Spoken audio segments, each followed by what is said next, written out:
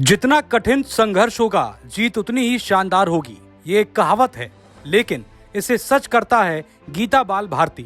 29 अगस्त 2023 को गीता बाल भारती के कैंपस में स्वर्गीय मेजर ध्यानचंद जी की याद में राष्ट्रीय खेल दिवस का आयोजन किया गया, जिसमें मुख्य अतिथि के रूप में कुश्ती स्पर्धा में ओलंपिक विश्व विजेता योगेश्वर दत्त और विशिष्ट अतिथि के रूप में भारतीय प्रशासनिक अधिकारी पवन कुमार का अनुभव स्कूल के स्टूडेंट्स को मिला।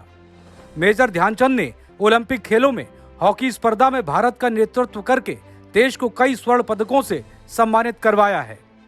ध्यानचंद जी के प्रति सम्मान प्रकट करने के लिए उनकी जयंती 29 अगस्त को हर साल भारत में राष्ट्रीय खेल दिवस के रूप में मनाई जाती है। शुरुआत में स्कूल की छात्राओं ने अतिथियों का अभिवादन उन्हें टीका लगाकर किया। प्रधानाचार्य शालिनी मिड्ढा और पर्यावरण क्लब की हेड श्वेता तिवारी ने सम्मानित अतिथिगणों के साथ मिलकर वाटिका में वृक्षारोपण किया, जिससे पर्यावरण के प्रति जागरूकता और प्रेम का भाव विद्यार्थियों ने लिया। गेस्ट को विद्यालय की छात्राओं द्वारा स्वनिर्मित स्मृति चिन्ह प्रदान किया गया। कार्यक्रम में आई योगेश्वर दत्त ने स्टूडेंट्स को खेल की जरूरत बताई और उसके प्रति ईमानदारी बरतने को कहा। ओलंपिक मेडलिस्ट योगेश्वर दत्त इस वक्त हमारे साथ हैं। सर, आज मेजर ध्यानचंद जी की जयंती भी है और आज राष्ट्रीय खेल दिवस भी है। आज आप यहाँ पर स्कूल में आपको एज अ गेस्ट फैकल्टी बुलाया है, क्या कहना चाहते हैं? देखिए, आज गीता बाल भारती स्कूल में हम आए हैं और आज 29 अगस्त को जो खेल दिवस के रूप में मनाया जाता है, मेजर ध्यानचंद जी का जन्मदिवस है, उनकी यादगार में आज ये दिन हम सेलिब्रेट करते हैं। तो मेरा सभी से यही आग्रह है, सभी बच्चों से, खिलाड़ियों से, कि अपना सपना बड़ा बनाएं।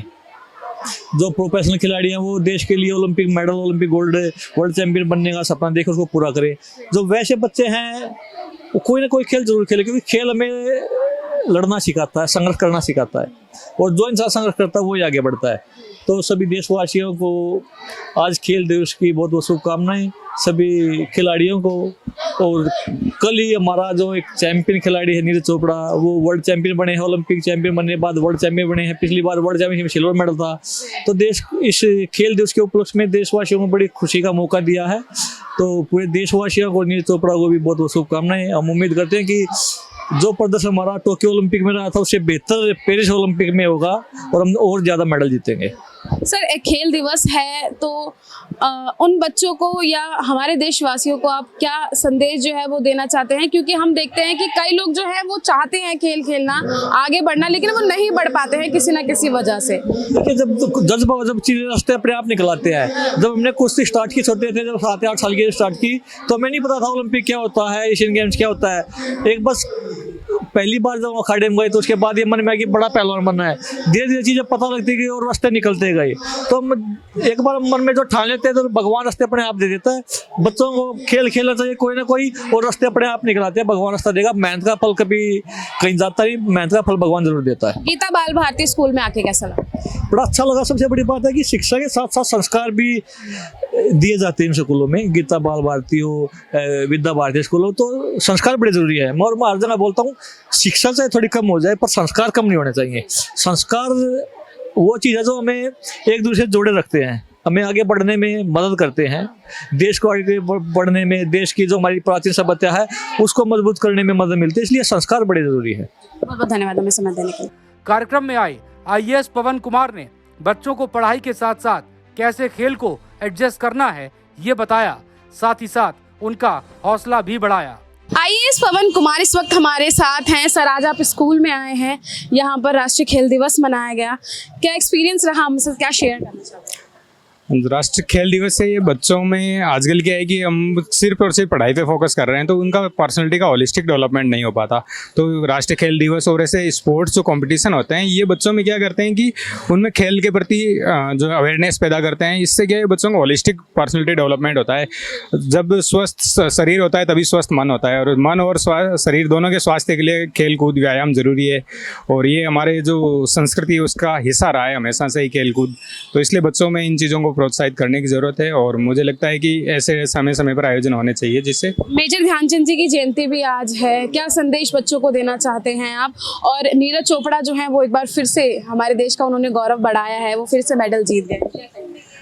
मेजर ध्यानचंद जी के जीवन में बच्चों से यही रिक्वेस्ट करूंगा, एक बार आप उनके बारे में थोड़ा सा गूगल सर्च कर लीजिए, हो सके तो उनकी जीवनी पढ़ लीजिए। कितनी अमेजिंग स्टोरी है उनकी, कैसे कॉलोनियल एरा में जब अंग्रेज़ों ने कहा कि भारतीय तो कुछ लायक नहीं है, लेकिन तब उन्होंने भारत का झंडा गाड़ा और उनको दिखाया, अंग्रेज़ों को हॉकी के गेम में इतना बुरी तरह हराया कि वो ह्यूमिलिएटेड फील करते थे, कि खेलने से डरते थे। तो मतलब कि हम मेहनत करके भारतीय कुछ भी कर सकते हैं, इस चीज़ का उन्होंने ये सबूत दिया है और अभी भी हम कर रहे हैं। जैसे नीरज चोपड़ा है जी ने किया है या फिर अंतरिक्ष में हमने किया है, तो हम बहुत बेटर कर सकते हैं। Thank you. स्कूल में बच्चों के द्वारा तरह तरह की प्रस्तुति दी गई, जिन्हें देखकर कार्यक्रम में आए लोग गदगद हो गए।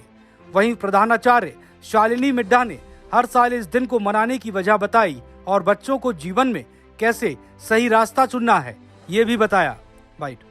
29 अगस्त को राष्ट्रीय खेल दिवस के रूप में ये घोषित किया गया सरकार द्वारा, और हमने आज अपने विद्यालय में इस कार्यक्रम का आयोजन किया, जिसके अंतर्गत जो ट्रेडिशनल गेम्स हैं, परंपरागत खेल, जिन्हें हम कहीं ना कहीं सब भूलते जा रहे हैं, आज विद्यालय में उन सभी खेलों का आयोजन किया जा रहा है। हम एक सवाल ये है कि आज के दौर में देखा जाए तो फोन का जमाना आ गया है, सोशल मीडिया का जमाना है। लोग अब फील्ड पे गेम खेलने से ज्यादा पसंद फोन में गेम खेलना पसंद करते हैं। उनके लिए देखिए, फोन में गेम खेलना और फील्ड में गेम खेलने का कोई कंपैरिजन नहीं है अपने आप में।